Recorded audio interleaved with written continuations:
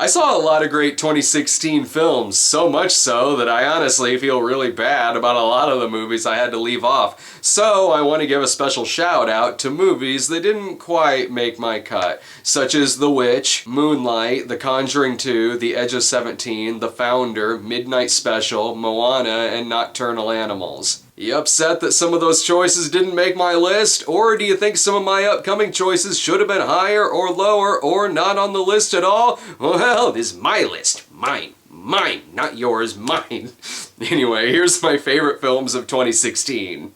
Number 10, Green Room, like a barbed wire bat to the head of intensity, whose true horror comes from just how shitty and sadistic people can be to one another. Number 9, The Nice Guys. Shane Black doing what he does best, putting two hilarious characters together in a wild action scenario with perfect chemistry, great acting, excellent dialogue, and with gorgeous 70s scenery to boot.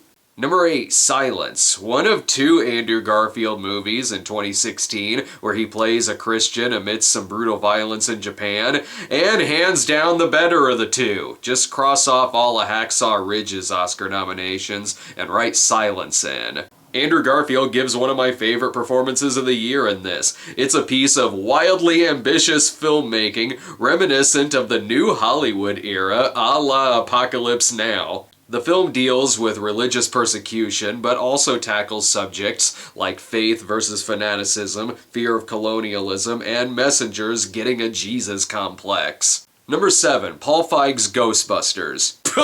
Just kidding. The look on your face.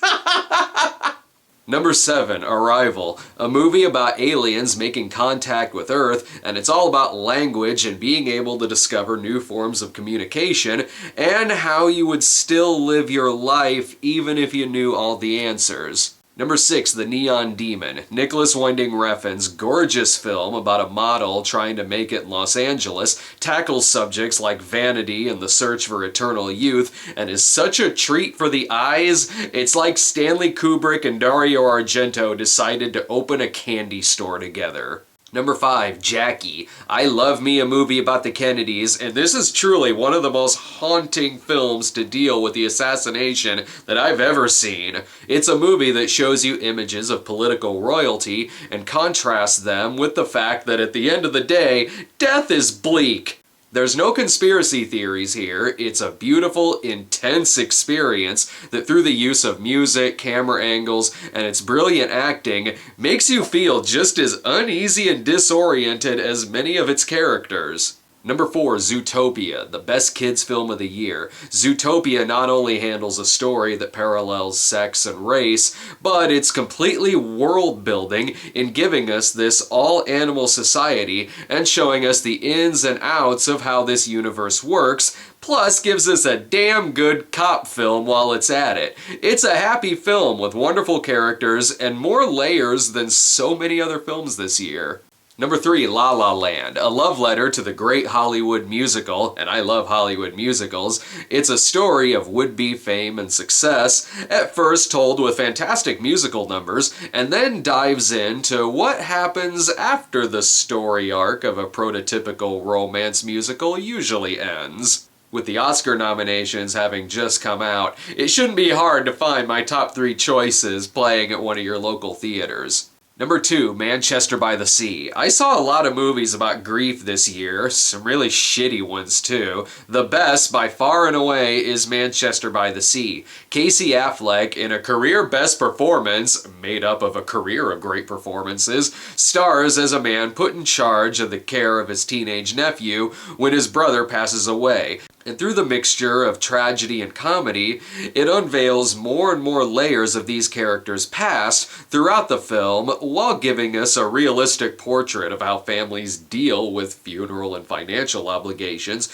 without sugarcoating any of its story with happy resolutions. And my number 1 pick is Hell or High Water, a modern-era western where bank robbers attempt to save their family's land while a Texas Ranger tracks them down. The film boasts brilliant performances all around, especially from Ben Foster, who not only steals every one of his scenes, but also provides laughs thanks to the sharp and witty dialogue amidst the dusty shootouts and sudden bursts of violence. The cinematography is breathtaking, the musical score is perfect, the movie is real filmmaking and the likes of Michael Cimino and Sergio Leone. It's coming back to Springfield theaters this weekend, and I'd love to see it on the big screen again. And that's my list of the best films of 2016. Will this weekend's new releases, A Dog's Purpose and Resident Evil: The Final Chapter, be contenders for my best of 2017 list? Well, we shall see. Be sure to subscribe to our YouTube channel at youtube.com/StonedGremlinProductions. Follow us on Twitter at The Cinema Snob, or check out our homepage at thecinemasnob.com.